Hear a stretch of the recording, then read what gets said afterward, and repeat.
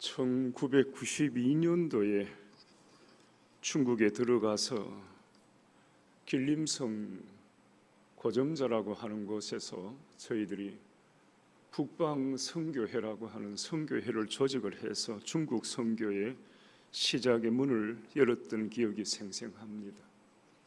지금 벌써 30년 세월이 흘러갔네요.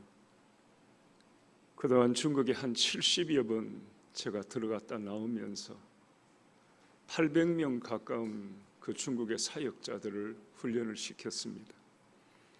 우리 교회하고 똑같이 같은 시스템을 가지고 같은 프로세스를 가지고 그들을 훈련시켜서 지금까지 800명을 사역자들을 훈련시켜 배출을 시켰습니다. 저는 그 사역자들 한 사람 한 사람들이 단순한 교회를 섬기는 사역자들이 아니라 우리가 섬기고 있는 선교사라고 그렇게 생각을 하고 지금 그들과 교제를 맺고 지금까지 달려오고 있습니다. 그런데 문제가 생긴 것은 코로나19가 터지는 바람에 들어가지도 나오지도 못하는 상황이 되어버렸습니다. 제 마음이 굉장히 급박했습니다. 그래서 어떻게 해서든지 들어가서 저들을 훈련시켜야 되고 또 저들을 불러서 또 훈련을 시켜야 되는데 그 길이 다 막혀버린 겁니다. 옛날에 비자가 내기 힘들 때는 제주도로 불러서 훈련을 시켰습니다. 거기는 무비자이기 때문에 몇 년 동안 제주도에서 불러서 훈련을 시키다가 너무 재정적인 부담이 커서 그 다음에는 우리 교회로 불러가지고 훈련을 시켰습니다. 한 번에 50명에서 한 70명 가까이 사역자들을 초청을 해서 우리 교회와 똑같은 제자 훈련을 시켜서 그들을 파송하고 또 그들이 그 중국에 들어가서 우리와 같은 그런 프로세스를 가지고 사역을 할 수 있도록 지금까지 만들어 왔습니다. 그런데 코로나19가 터지고 나니까 이 모든 길들이 다 막혀버리는 거예요. 그리고 코로나19가 끝날 때쯤 되면 중국에서 아주 못된 법이 하나 통과가 되었습니다. 그게 반간첩법이라고 하는 법입니다. 이거는 자기 눈에만 이 공산당 자기들 눈에만 거슬리면은 하여튼 뭐 갖다 붙이면은 모든 죄가 다 성립이 되는 겁니다. 옛날에는 여간 법을 어겨도 추방하는 것이 끝이었습니다. 외국 사람들은. 그래 이젠 추방이 아니라 중국 법에다가 바로 호소를 해서 바로 중국 감옥으로 집어넣어 버리기 때문에 사실 중국 선교는 거의 이제 불가능하다라고 그렇게 생각하지 않을 수 없는 지경이 되어버린 겁니다. 마음이 급박하고 참 초조했습니다. 빨리 어떻게 해결이 되어서 들어가서 저들을 훈련시키고 또 저들을 불러서 훈련을 시켜야 되는데 그게 제대로 지금 잘 이루어지지를 못하고 있었기 때문에 여러 가지 많은 힘든 부분이 있었습니다. 그래서 이 문제를 놓고 원래 들어와서 계속해서 하나님 앞에 기도하는데 하나님께서 계속 막으시는 거예요. 아직은 때가 아니라고 그렇게 말씀을 하시는 것이 그런 마음의 어떤 그런 걸 주셨습니다. 그 지금까지 기다리고 있는 거예요. 제가 이 북방 선교회를 감당을 하면서 느낀 것이 뭔가 하면 나는 마음이 급한데 하나님은 급하지 않으시더라는 겁니다. 나는 내가 생각했을 때 충분히 때가 되었고 이제는 모든 문들이 다 열려져서 다시 우리가 들어가서 이 사역을 해야 되는데 하나님은 그렇게 말씀하시지 않고 그렇게 생각하시지 않더라는 얘기입니다. 제가 하나님을 이길 수는 없잖아요. 하나님이 그렇게 하시는데 제가 아니라고 제가 들어가야 되겠다라고 고집을 부릴 수는 없는 겁니다. 신앙생활을 하면서 우리를 힘들게 하는 부분들이 바로 이런 부분들입니다.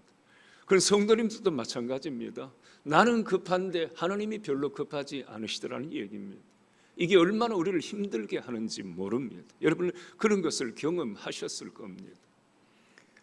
우리는 화를 내고 분노할 때 충분히 그럴 이유가 있다고 생각하시지 않습니까? 내가 이렇게 화를 터뜨리고 내가 이렇게 분노하는 것은 충분한 이유가 있다고 생각하시는데 하나님은 전혀 그렇지 않으시더라는 얘기입니다. 우리가 신앙생활에서 제일 갈등을 느끼는 부분이 이거예요. 내가 혈기 부리고 내가 분노하고 내가 때가 됐다라고 고집을 부리는데 하나님께서는 전혀 그렇지 않을 때 우리는 그 사이에서 굉장한 신앙적인 갈등을 느낄 수밖에 없는 겁니다. 요나를 한번 보시기를 바랍니다. 하나님께서 요나에게 니느웨 성에 가서 복음을 전하라고 했을 때 요나는 그 거절했습니다. 니느웨는 우리 원수입니다. 그 나라는 망해야 되지. 어떻게 그 나라가 복음을 전해서 그들이 구원받고 회개하고 돌아서면 안 되지 않습니까? 당연히 망해야 됩니다라고 요나는 생각한 거예요. 이스라엘 백성으로서 니느웨가 망하는 것은 정당했고 그것은 당연했고 누가 봐도 타당한 얘기였습니다. 그런데 하나님께서는 그렇지 않으셨어요. 기어이 요나를 어떻게 했습니까? 물고기 뱃속에 집어넣어서라도 하나님께서는 다시 어디로 가게 하셨습니까? 니느웨로 가게 하셨다는 사실, 이게 이제 요나를 힘들게 하는 겁니다. 예수님의 제자였던 야고보와 요한 형제도 한번 보시기를 바랍니다. 사마리아 성으로 지나가면서 복음을 전하는데 이 사마리아 성 사람들이 예수님을 영접하지 않는 거예요. 그렇게 성질 급한 이 두 형제가 한다는 소리가 하나님 하늘에서 불을 내려가지고 막 싹 다 태워 죽여버리지요. 저런 인간들 저거 살려두면 못하겠습니까? 그때 예수님께서 하셨던 말씀이 제자들을 책망하셨어요. 오히려 사마리아 성을 피해서 여러분 다른 곳으로 돌아서 다른 마을로 가셨다라고 성경 기록을 하고 있습니다. 사람의 생각과 하나님의 생각이 이렇게 다를 수 있다는 것을 명백히 성경 우리에게 증언하고 있는 것입니다. 여러분, 이러한 사실들이 우리에게 주는 교훈이 무엇입니까? 저는 목회자로서 목회에 성공을 해야 되는 거예요. 그럼 성공이 뭐냐는 겁니다. 여러분들은 신앙인으로서 여러분들 신앙생활이 승리해야 되지 않습니까? 신앙생활에서도 승리해야 되고 여러분들의 삶에서도 승리하는 것이 당연하다는 얘기입니다. 그런데 우리가 이렇게 신앙생활에서 승리하지 못하고 실패하는 가장 큰 이유가 뭐냐? 아까 제가 서두에서 말씀드린 것처럼 우리가 인내하지 못해서, 내 생각이 앞설 때 우리는 그것 때문에 실패할 수 있다는 얘기입니다. 하나님의 생각은 전혀 그렇지 않은데 내 생각과 내 고집을 앞세워 가지고 이 길을 계속해서 달려가니 신앙생활이 실패할 수밖에 없는 거예요. 하나님께서는 아니라고 말씀하시는데도 부득부득 때가 됐다고, 이것은 정당하다고, 이것은 타당하다고 내 생각을 앞세워 가지고 일을 진행시키다 보니까 실수할 수밖에 없는 거예요. 그래서 성경은 뭐라고 얘기를 하는 겁니다? 인내를 온전히 이루라고 우리에게 권면하고 있습니다. 인내를 온전히 이루라. 여러분 신앙생활을 하면서 온전히 이루어야 할 것들이 얼마나 많습니까? 그런데 그 중에서 가장 중요한 것이 인내를 온전히 이루라는 겁니다. 참을 줄 알아야 된다는 얘기입니다. 여러분, 우리는 굉장히 우리가 많이 참고 오래 참는 줄 알아요. 그렇다면 주님께서 이런 말씀을 하시지도 않았을 겁니다. 우리가 인내하고 우리가 참는 것이 주님께 미치지 못하기 때문에 주님과 비교했을 때 우리의 인내는 아무것도 아니라는 얘기입니다. 그래서 주님께서는 인내를 온전히 이루라고 말씀하신 겁니다. 왜요? 인내하지를 못하면 우리는 실패하게 되어 있는 겁니다. 교회도 너무 성급하게 서두르다가 실패하는 경우들이 너무 많다는 얘기입니다. 성도들의 개인적인 신앙생활도 성급하게 서두르다가 인내하지 못하다가 결국은 실패하는 경우들이 부지기수라는 것을 우리는 체험적으로 잘 알고 있습니다. 여러분들은 오늘까지 신앙생활에 오시면서 인내를 온전히 이루셨습니까? 만약 그렇지 못했다면 그 이유는 도대체 무엇입니까? 우리가 알아야 될 것은 그러면은 인내를 온전히 이룬다는 것이 무슨 말이냐는 것을 알아야 되는 거예요. 무조건 참고 견디는 것이 있느냐? 그렇지 않습니다. 성경은 인내를 온전히 이루기 위해서 세 가지 유형을 우리에게 말씀하셨습니다. 이걸 배우셔야 되는 겁니다. 이렇게 해야지만이 우리가 개인적인 신앙생활도 승리할 수 있고 교회도 교회로서의 기능과 역할을 온전히 감당할 수 있기 때문입니다. 그 첫 번째 유형이 무언가 하면은 농부의 인내를 배우라고 오늘 본문은 말씀하고 있습니다. 7절을 보면 그러므로 형제들아 주께서 강림하시기까지 길이 참으라. 보라 농부가 땅에서 나는 귀한 열매를 바라고 길이 참아 이른 비와 늦은 비를 기다리나니 그랬습니다. 농부의 인내를 배우라고 말씀하고 있는 겁니다. 인내를 온전히 이루기 위해서는 제일 먼저 우리 성도님들이 농부의 인내를 배울 수 있어야 된다는 얘기입니다. 여러분 농부의 인내를 얘기하면서 오늘 야고보가 얘기한 것이 뭡니까? 여기 성경을 보면은 이른 비와 늦은 비를 기다리나니 라고 말씀을 하고 있습니다. 여러분 여기에서 이른 비는 이스라엘 땅에서는 10월 달에서 11월 달에 내리는 비가 이른 비입니다. 우리하고는 정반대입니다. 10월, 11월 달에 이른 비가 내리면은 그때는 뭘 하는가 하면 파종을 하는 시기입니다. 이제 밀씨앗을 뿌리고 보리씨앗을 뿌리는 거, 파종하는 시기입니다. 그래서 이때 비가 와줘야 농사를 지을 수 시작할 수가 있는 겁니다. 그 다음에 늦은 비는 3월에서 4월에 내리는 비입니다. 이 비는 뭔가 하면 결실에 필요한 비가 내리는 것을 말합니다. 곡식만 뿌렸다고 해서 우리가 곡식을 거두는 것은 아니잖아요. 결실할 때 비가 내리지 않으면 전부 쭉정이밖에 없습니다. 그래서 늦은 비가 반드시 내려줘야 되는 겁니다. 농부는 뭔가 하면은 그것을 기다릴 줄 아는 사람이 농부입니다. 이른 비와 늦은 비가 언제 내리는지를 정확하게 알고 있는 사람들입니다. 그래야 농사를 짓지 않습니까? 우리나라처럼 물이 풍부해가지고 그 다음에는 모든 도시시설이 잘 갖추어져서 물이 풍부하면 언제라도 물을 끌어서 농사를 지을 수 있겠지만은 팔레스타인 땅은 그게 안 됩니다. 거기는 하늘에서 내리는 비만 기다리고 농사를 지을 수밖에 없잖아요.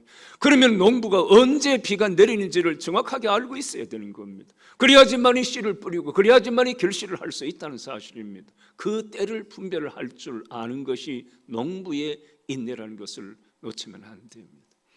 심을 때를 알면은 거둘 때도 알아야 되는 겁니다. 심을 때를 알면은 뽑을 때도 알아야 돼. 전도서 3장을 보면 심을 때가 있고 거둘 때가, 그 심은 것을 뽑을 때가 있다라고 말씀하고 있지 않습니까? 그렇습니다. 뽑는 것도 농부들은 알고 있습니다. 뭘 뽑습니까? 먼저 잡초를 뽑아내는 시기를 농부는 알고 있습니다. 만약에 잡초를 뽑을 때 시기를 놓치게 되면 잡초가 자라게 되면은 모든 자연분을 다 빨아먹기 때문에 곡식이 자랄 수가 없어요. 그래서 농부는 잡초를 뽑을 때를 알고 있습니다. 그 다음에 심어놓고 또 섞을 때를 알아야 됩니다. 왜냐하면 씨앗이 너무 이렇게 벽에 이렇게 그 씨앗을 심게 되면 자랄 수가 없어요. 그래서 거기에서 이제 우짜라지 않도록 다 섞어버리는 그 때를 알고 있어야 되는 겁니다.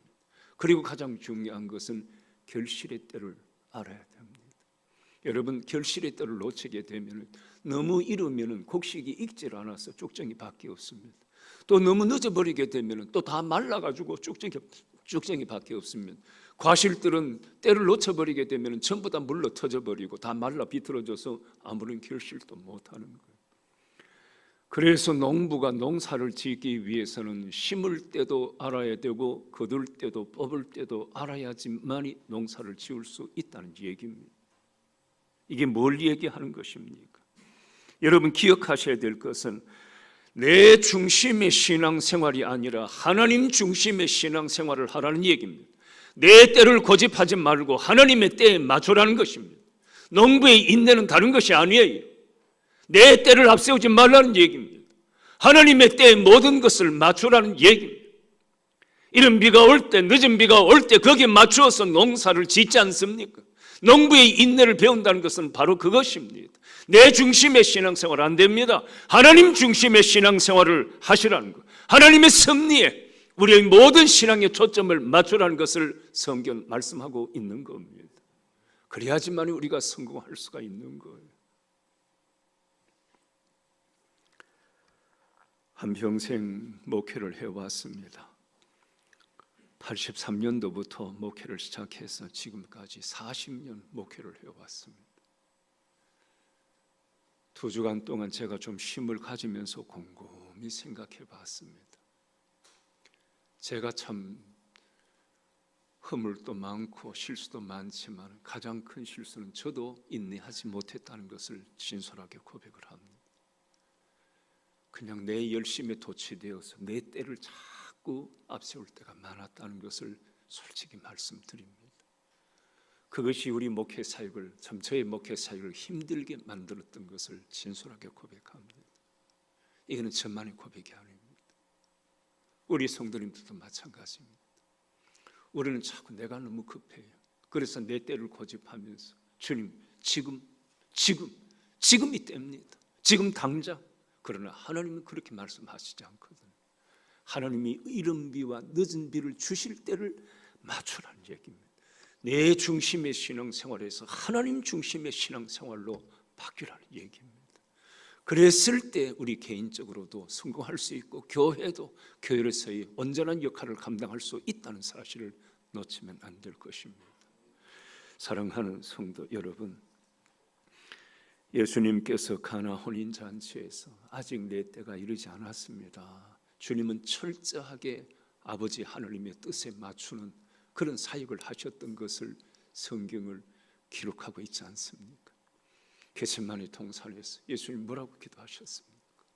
아버지, 이 잔을 내게서 옮겨 주옵소서. 그러나 내 뜻대로 마옵시고 아버지의 뜻대로 해 주시옵소서라고 기도하셨지 않습니까?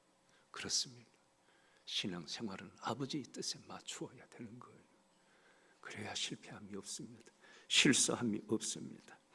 그래서 예수님도 신앙의 모토가 있었습니다. 내 아버지께서 이제까지 일하시니 나도 일한다. 예수님도 철저하게 아버지의 뜻에 모든 일정을 맞추시면서 구원 사역을 감당하셨다는 사실을 잊어서는 안 됩니다. 우리 석계교회 성도 여러분, 그리고 남전도의 회원 여러분, 우리가 앞장서서 열심히 일하는 것은 다 귀하고 참 복된 일들입니다. 그러나 중요한 것은 그것이 효과를 나타내고 더 많은 결실과 열매를 맺기 위해서 중요한 것은 하나님의 때를 분별하는 것임을 잊어서는 안 됩니다.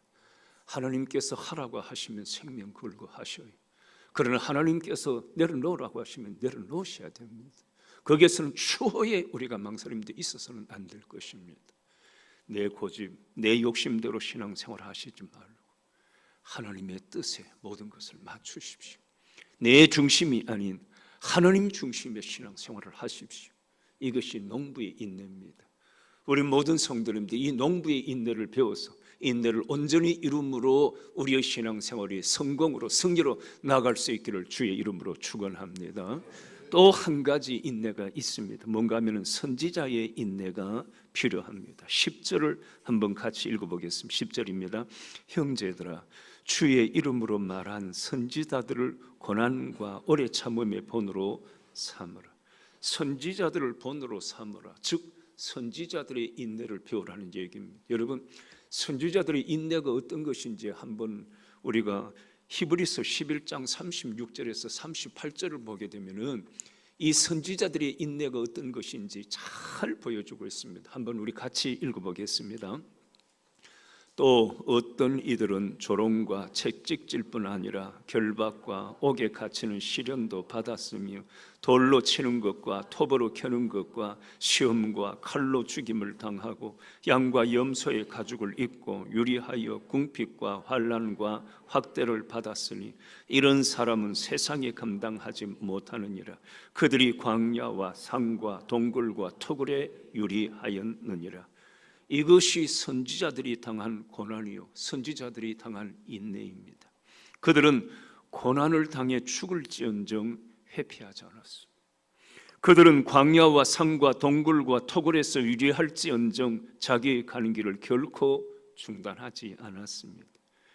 왜 그들에게는 그 같은 모진 고난이 찾아온 것일까요? 그리고 어떻게 그들은 그 모진 고난 속에서도 그렇게 강인한 모습으로 인내할 수 있었을까요? 히브리서 기자는요, 그 다음 구절에서 믿음으로 말미암아 증거를 받았기 때문이다 라고 명백히 말씀하고 있습니다.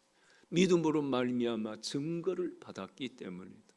증거라고 하는 말은 바로 하나님의 말씀을 받았기 때문이라는 뜻입니다. 여러분, 선지자가 뭘 하는 사람이 선지자입니까? 하나님의 말씀을 받아서 그 말씀을 대언하는 사람이 선지자 아닙니까? 그 말씀과 하나님 말씀과 분리해서는 선지자라는 직책을 우리가 생각할 수도 없고 이해할 수도 없는 거예요. 그래서 하나님의 말씀을 받은 사람, 그들이 바로 선지자인 것입니다. 그럼 이것을 뭘 얘기를 하느냐? 여러분, 우리가 구약 성경에서 선지자를 어떤 선지자라고 얘기를 했는가 하면은 하나님의 말씀이 누구에게 임하니라, 그는 선지자입니다. 그래서 우리가 성경을 보게 되면은 여호와의 말씀이 아미떼의 아들 요나에게 임하니라. 요나서 1장 1절에 보면 그럼 요나는 선지자입니다. 그 다음에 부두엘의 아들 요엘에게 임한 여호와의 말씀이라. 요엘서 1장 1절에 나오는 말씀, 그럼 요엘도 선지자라는 얘기입니다. 하나님의 말씀이 누구에게 임하니라, 그가 바로 선지자인 것입니다. 그러니까 선지자는 그 말씀을 받아서 그 말씀을 선포하는 자들이 선지자입니다. 그런데 기억하셔야 될 것이 있습니다. 하나님의 말씀을 선포한다는 것이 그리 만만한 일이 아니라는 얘기입니다. 말씀을 선포하다가 얼마나 많은 선지자들이 죽임을 당했습니까? 그러면 선지자는 말씀을 선포하기 위해서는 생명을 걸 수밖에 없었습니다. 너무 힘들고 고통스러운 거예요. 생명을 걸고 말씀을 전해야 되기 때문에. 오죽했으면 예레미야 선지자는요, 주님 나 이거 못하겠어요. 저렇게 원수들이 나를 죽이겠다고 덤벼드는데 내가 어떻게 이 하나님 말씀을 전할 수 있겠습니까? 그런데 예레미야가 그 고백을 하고 나니까 말씀이 그를 사로잡는 거예요. 그 말씀이 내 심령이 답답하여 견딜 수 없나이다. 말씀이 내 골수에 사무치니 답답해서 견딜 수 없습니다. 이 고백이 예레미야 입술을 통해서 고백되어졌습니다. 한번 볼까요? 예레미야 20장 9절을 한번 같이 읽어봅니다. 내가 다시는 여호와를 선포하지 아니하며 그의 이름으로 말하지 아니하리라 하면 나의 마음이 불붙는 것 같아서 골수에 사무치니 답답하여 견딜 수 없나이다. 이게 말씀에 붙들린 사람들의 특징입니다. 내가 말씀을 붙드는 것이 아니라 말씀이 나를 붙드는 것이에요. 나는 이 복음을 전하면, 이 말씀을 전하면 생명이 위협을 받을 수도 있다는 얘기입니다. 그래서 나는 이것을 포기하고 싶습니다. 나는 살고 싶습니다. 그런데 말씀이 내 골수에 사무치니 답답해서 견딜 수 없습니다. 그래서 예레미야는 결국 항복하고 다시 말씀을 들고 나갈 수밖에 없었던 것입니다. 여러분, 인내라고 하는 말은 헬라어로 휘퍼모네라고 합니다. 이 휘퍼모네라고 하는 말은 밑에 머무른다는, 밑에 머무른다는 뜻입니다. 선지자의 인내는 말씀 밑에 머무르는 것을 얘기하는 거예요. 그게 선지자의 인내입니다. 왜? 말씀이 나를 사로잡으니까, 말씀이 나를 강권하니까, 내 중심이 불이 붙는 것 답답해서 견딜 수 없으니까 우리는 그 말씀을 붙들고 인내할 수밖에 없는 거예요. 요즘 우리 교인들 보면 골프를 치는 사람들이 참 많습니다. 우리 교회도 보면 공무원들이 많고 이렇게 하다 보니까 골프를 치는 분들이 굉장히 많습니다. 섭섭한 거는 저한테 한 번 들어가 골프 치러 가자는 소리 하는 사람 아무도 없어요. 얼마나 감사한지 모르고.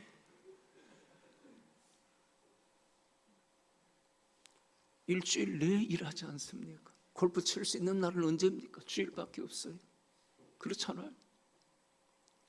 골프에 저는 맛을 들여보지를 못해서 모르겠는데 눈만 감으면 필드가 보인다 그러더라고요.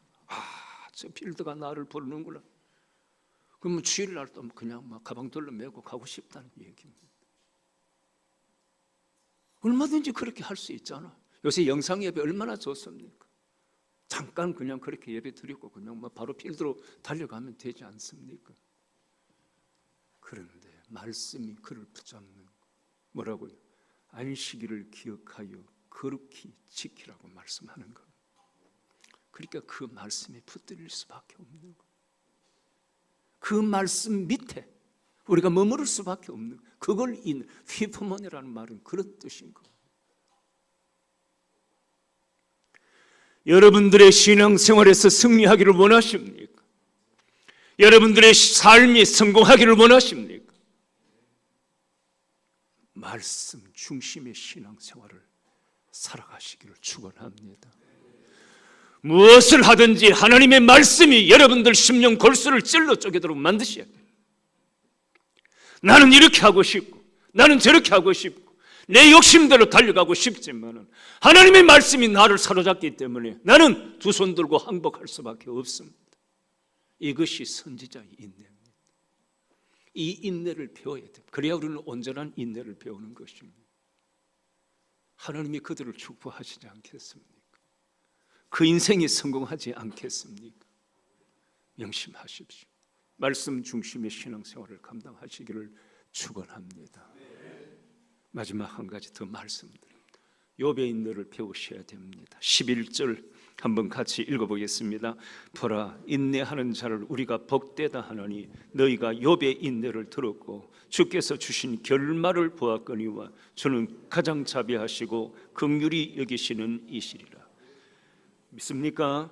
욥의 인내를 들었고 욥의 인내를 배우라고 말씀하고 있습니다. 여러분, 욥이 그 모진 시련 가운데서도 참고 견딜 수 있었던 이유가 뭡니까? 여기 10절을 보게 되면은 욥의 인내를 오래 참음과 본을 삼으라 그러면서 11절에 욥의 인내를 얘기하면서 주께서 주신 결말을 보았기 때문이다. 바로 이겁니다. 욥은요, 그 모진 고통과 고난을 참고 견딜 수 있었던 것은 주님이 주시는 결말을 보고 있었던 거예요. 이 영적인 안목이 탁월했던 사람이었습니다. 사실 욥이 겪었던 그런 고난은요, 인간으로서는 상상할 수 있는 차원이 아닙니다. 자식 10명 다 죽고 그 많던 재산 다 빼앗기고 다 죽고 그 다음에는 자기 몸은 만신창이가 되고 그렇잖아요. 심지어 자기를 가정 이해해 줘야 될 아내조차도 한다는 소리가 인간아 왜 그래 사냐, 차라리 나가서 확 죽어버리라, 자살해버리라. 아내조차도 그렇게 얘기를 하는 거예요.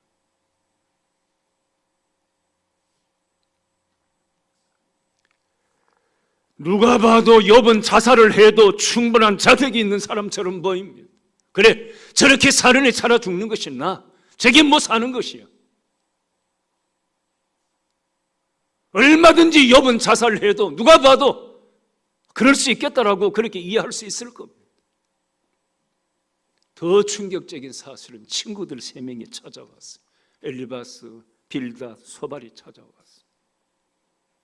세 친구는 오랫동안 중마고우로 같이 신앙생활을 했으니까 누구보다도 욥을 잘 이해해 줄 알았겠지. 그런데 이 세 친구가 찾아와서 위로는 고사하고 처음부터 변론이 벌어진 거예요. 그러면서 이 세 친구가 욥의 옆구리를 찔러대면서 한다는 소리가 회개하라는 겁니다. 네가 지금 이런 고통을 겪는 것은 우연히 이루어진 일이 아니다. 네가 지금 뭔가 숨겨진 아주 큰 범죄가 있기 때문에 네가 지금 이런 하나님의 징계의 채찍을 맞고 있는 것이 아니냐. 이유 없이 하나님께서 너를 이렇게 치시겠느냐. 너에게는 숨겨진 죄가 있어. 회개해. 진짜 욥은요, 시샘말로 미치고 풀쩍 뛸 일입니다. 나는 그런 일 없어. 나는 너희들이 생각하는 것처럼 그렇게 잘못한 것도 없어. 그래서 욥은 세 친구들이 이렇게 자기를 향해서 공박해 들어올 때에 순순히 항복하지 않았습니다. 그래, 내가 무슨 잘못이 있기, 내가 알지 못했던 무슨 잘못이 있어서 그랬겠지, 그렇게 말하지 않았어요. 욥은 끝까지 자기 결백을 주장했습니다. 나는 그런 잘못한 것도 없어. 그러면서 욥이 취했던 행동이 뭔가 하면은 하나님께서는 나를 알아주실 거예요. 그러면서 계속해서 욥이 하나님을 찾았다는 사실을 잊어서는 안 될 것입니다. 여러분, 원수가 나를 모함하는 거는 그러면 당연하잖아요. 아프고 힘들지만 그는 이해할 수 있어요. 정적이니까, 원수니까 나를 향해서 공격하는 것은 충분히 우리가 감당할 수 있습니다. 그렇지만 가장 친한 친구들이, 그것도 또 아내가 나를 그렇게 공격해오는 것은 정말 견딜 수 없는 아픔이요, 고통이요, 상실입니다. 그런데 욥이 그걸 참고 견뎌낸 거예요. 무엇으로요? 하나님을 찾음으로써 이겨낸 줄 믿습니다. 하나님을 왜 찾았습니까? 하나님이 주시는 결말을 보았기 때문입니다. 아멘이십니까? 하나님 주신 결말이 뭡니까? 여기 11절을 보면은 하나님은 가장 자비하시고 긍휼히 여기시는 이시니라. 믿습니까? 하나님은 자비하신 하나님이십니다. 하나님은 긍휼히 여기는 하나님이십니다. 그분이 내 삶을 알아주실 것이다. 나의 결백함을 알아주실 것이다. 나를 결단코 이렇게 매장시켜버리지는 않으실 것이다. 결말을 보았다는 사실이 참으로 중요합니다. 우리 성도들에게 이 믿음이 있어야 됩니다. 하나님을 사랑하는 자, 그 뜻대로 부르심을 입은 자들에게는 모든 것이 합력하여 선을 이루시는 줄 믿습니까? 그렇다면 현실 앞에 무너지면 안 되지. 그렇지 않습니까? 이는 또한 지나가는 과정에 불과한 거예요. 여기서 낙심해버리고 좌절해버리고 무너져버리면 그는 하나님의 주신 결말을 믿지 않는 것밖에 아니잖아요. 하나님이 주신 결말을 믿는다면, 그분이 가장 자비하시고 긍휼히 여기시는 분이라는 것을 믿는다면, 합력하여 선을 이루는 분이시라는 것을 믿는다면 우리는 현실 앞에 무너지면 안 돼요. 그게 욥의 인내인 줄 믿습니다. 오늘 사도 야고보는 우리를 향해서 이 인내를 배우라고 말씀하고 있는 것입니다. 성도 여러분, 하나님은 지금 오늘 우리 현실을 물으시는 분이 아니에요. 여러분들이 안고 있는 고통이 무엇이고, 여러분들이 뭘 힘들어하고 있고, 무엇 때문에 갈등하고 있는지 다 알고 계셔요. 우리는 그것 때문에 미칠 지경입니다. 왜 하나님 빨리 응답 안 해주셔요? 지금이 때인데 왜 하나님께서는 지금까지 그냥 잠잠히 계시는 것입니까? 여러분, 성경에 숱한 사람들이 이런 기도를 가지고 안타깝게 하나님 앞에 기도했다는 사실을 놓치면 안 됩니다. 그럴 때 하나님은 우리를 향해서 인내를 온전히 이루라고 말씀하고 계신 겁니다. 바라는 것은 욥의 인내를 배우십시오. 그리고 선지자의 인내를 배우십시오. 그리고 우리 가장 중요한, 제가 또 하나를 까먹어버렸습니다. 누구의 인내입니까? 예? 농부의 인내입니다. 그 새 인내를 배워서 우리는 인내를 온전히 이루셔야 됩니다. 그렇게 했을 때 개인적인 신앙도 승리할 수 있을 것이고, 교회도 이 마지막 시대 역사의 주역으로 아름답게 쓰임 받을 수 있을 겁니다. 사람의 생각에 앞서면 안 됩니다. 어떤 경우에도 하나님의 때에, 하나님의 시기에 하나님 중심의 신앙생활을 하십시오. 말씀 중심의 신앙생활을 하십시오. 그리고 욥이 우리에게 보여주었던 것처럼 하나님께서 주실 결말을 기대하면서 이 고난의 때를 이겨내실 수 있기를 바랍니다. 우리 남전대 회원들 선교하는 것이 결코 쉬운 일이 아닙니다. 복음을 전한다는 것은 생명을 걸지 않으면 할 수 없는 일들입니다. 이 일을 감당하실 때 성급하게 서두르시지 말고 기도하시면서 우리는 이 인내를 온전히 이루어서 우리 전도 회원들의 그 아름다운 선교 사역이 이 마지막 시대 풍성한 100배의 결실을 맺는 역사로 나타날 수 있기를 주의 이름으로 축원합니다. 기도하겠습니다.